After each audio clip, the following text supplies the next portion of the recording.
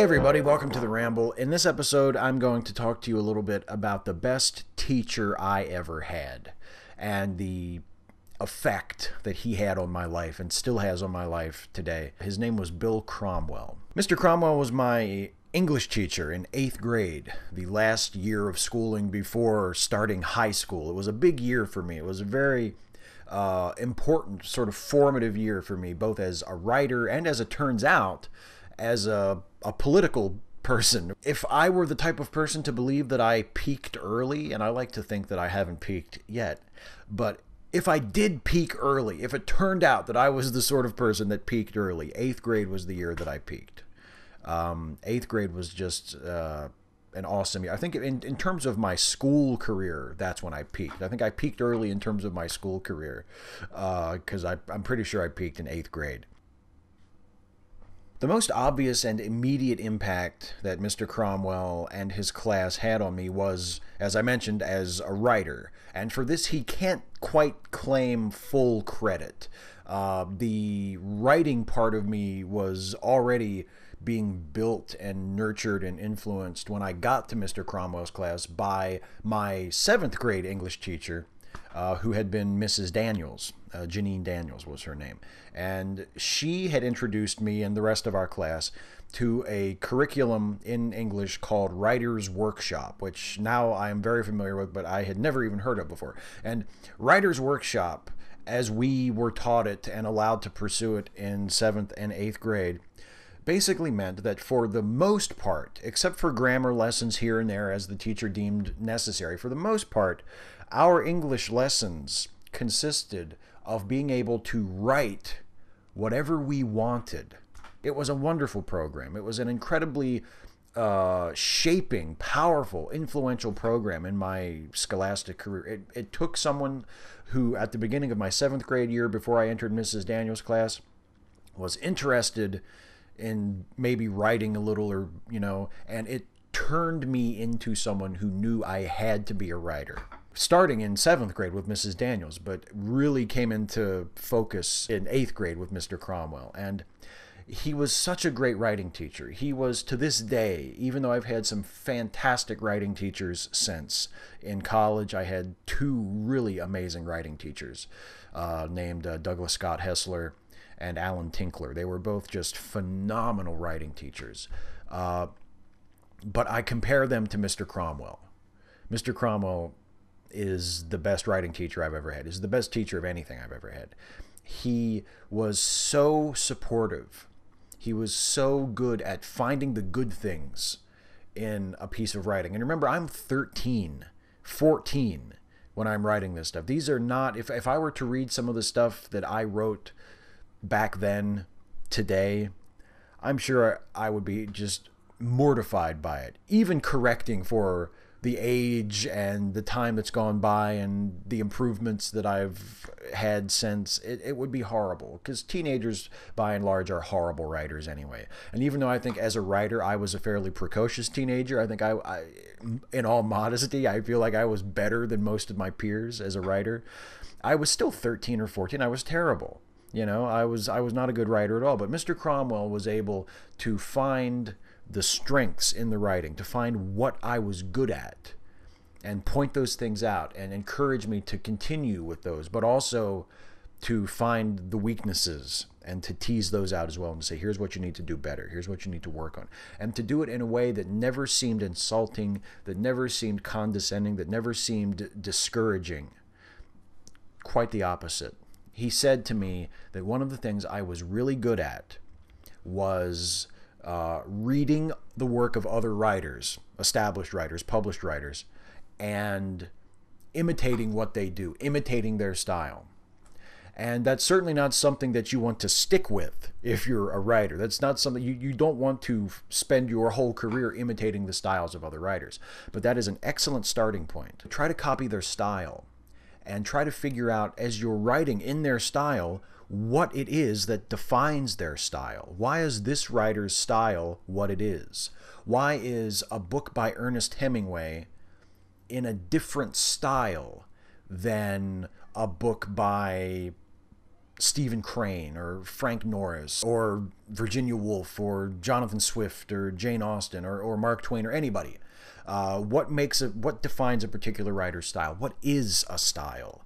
And when you figure that out, and sometimes you don't even figure it out consciously, you have to sort of intuit it. But when you figure it out, that helps you to form your own style. And that's one of the most important points that a young writer can get to, the point where you have a style as a writer, where your writing is yours, where someone can read something you've written without seeing a byline and they can just know you wrote this. That's a very important point to get to. And Mr. Cromwell helped me to get to that point, to help me find my style, and also to help me realize as a writer that my style would never be static, that my style, the more I wrote and the longer I wrote and the longer I lived as a writer, the more my style would evolve and change, and that this was a good thing and that this was an inevitable thing that had to be embraced and had to be marshaled, or it would be my undoing as a writer. He taught me all those lessons, and I would not be a writer today if it were not for him. Mrs. Daniels started me down the path, but Mr. Cromwell really took my hand and guided me down the path further than I ever thought I would be able to go. Looking back, it really is, it's an incredible walk that he took with me, and I will always owe him for that. And I've never been able to claim, and I wouldn't claim to be a great writer or even necessarily a particularly good writer most of the time, but the love of writing and the respect for the craft of writing and the ambition to be a writer and to be a better writer, I owe to him, and I always will. Now, the other lesson, or the other sphere of lessons, or the other sphere in which Mr. Cromwell instructed me, was to do with something that was not in his job description. He was an English teacher. He was not a social studies teacher. He was not a political science teacher.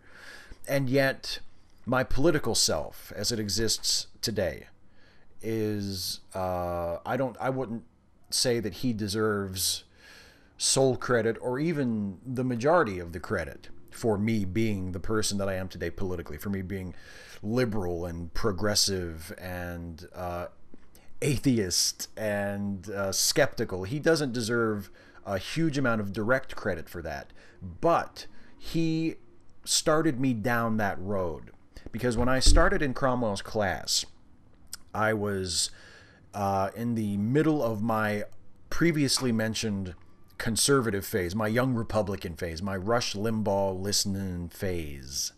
This was the period of my life, generally speaking, where I was wearing the awareness ribbon made out of a folded dollar bill. You know, I would wear this publicly. I would wear this to school and out of the house without the least bit of self-consciousness. And this was like an identifying thing for ditto heads, for Rush Limbaugh listeners. And I was a big Rush Limbaugh fan, and I had Rush Limbaugh's book. I think this was his second book that I was carrying around. He wrote 2 books. The first was called The Way Things Ought to Be. The second was called See, I Told You So. And I had See, I Told You So, and I was reading it and carrying it around like in my book bag, like it was a school book. And whenever we would have like free reading time, or I had a few minutes to myself, I would be reading Rush Limbaugh's book in school. And Mr. Cromwell was liberal. He was very open and very unashamed of being a liberal person, being a liberal Democrat. He never brought this into his lessons, but when he and I would speak candidly, privately to ourselves, when he would call me over for like a consultation, or we would talk maybe before or after class or whatever, he was a liberal-minded person, and he wasn't shy about sharing his liberalism with me and with other people who might have been listening. And part of our classwork was to write journal entries, and occasionally he would write a question on the board and say, "This is the question I want you to talk about in your journal entry today."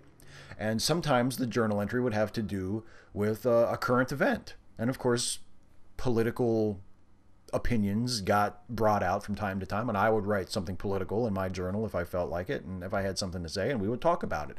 And sometimes it would be just he and I talking about it, and sometimes it would be the whole class talking about it. And of course, mostly all I was really capable of at that point was regurgitating what I had heard from Rush Limbaugh on the radio or on TV, because this is when Rush had a TV show. But he would engage me in these discussions. And he would respect me. He would respect what I had to say. He wouldn't talk down to me. He never said, "Oh, you're just a kid. You're just 13 years old. You have no idea what you're talking about." He would engage me as an equal in these political discussions. And he respected my opinion, even though in a sense it really wasn't my opinion. It was an opinion I had heard someone else say that I was claiming as my own. I was taking it off the shelf and presenting it as mine, even though I hadn't really put all that much thought into it. But he respected my opinion. He respected my opinion so much that as a Christmas present, he got me a copy of Rush Limbaugh's first book. Actually, I think what had happened was someone had given it to him like as a joke, and he passed it on to me. but he gave it to me, and I said to him, "Well, I've already got this one." And he kind of goes, "Oh," like he was hoping I hadn't got that one, and curses. But he gave it to me anyway, and I took it to the bookstore, and I exchanged it for a copy of the Star Trek Encyclopedia. I forgot to mention Mr. Cromwell was also a huge Star Trek fan. That was something that he and I had in common right from the beginning. And the fact that we had things in common but yet disagreed on politics, I think, was another very educational thing for me to experience. So I came back from Christmas break, and I showed him the Star Trek Encyclopedia that I had gotten at Walden Books after trading in my copy, my second copy of The Way Things Ought to Be that he had given me. And he pages through it, smiling, pleased, and he says, "Yeah, I'd say this was a good trade." I'll always remember the smile on his face. Yeah, so that was a big important thing for me too. Getting to know someone of a liberal mindset and seeing that they respected me as a conservative at the time, even an unthinking, not very well informed conservative, and seeing that he as a liberal was not representative of the stereotype of liberals that I had been told about by the conservatives that I was listening to. It was very, very important for me as a young person.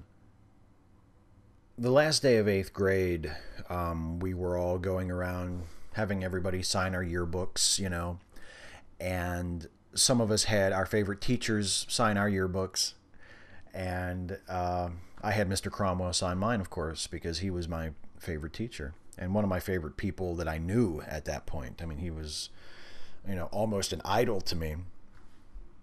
And he signed my yearbook, and he wrote me a nice little paragraph. And one of the things he said was, when you publish a book, hopefully I'll get a dedication out of it. As far as I know, he's still out there somewhere. As far as I know, he's still doing something. He no longer teaches at Clear Spring Middle School. I think he left a few years after I went to high school. He didn't hang around too much longer. I don't know where he is now. I don't know if he'll ever see this. If any of you are watching and you happen to know a English teacher or a former English teacher, maybe at this point, named Bill Cromwell, who used to teach in Clear Spring, Maryland, maybe you can see that he sees this, because one of his former students would like to thank him, even if just through a video camera, and say, what you did for me in 8th grade in 1993 and 1994 meant everything to me, and was one of the most important learning experiences of my life. And one of the reasons that I am who I am today is because of you.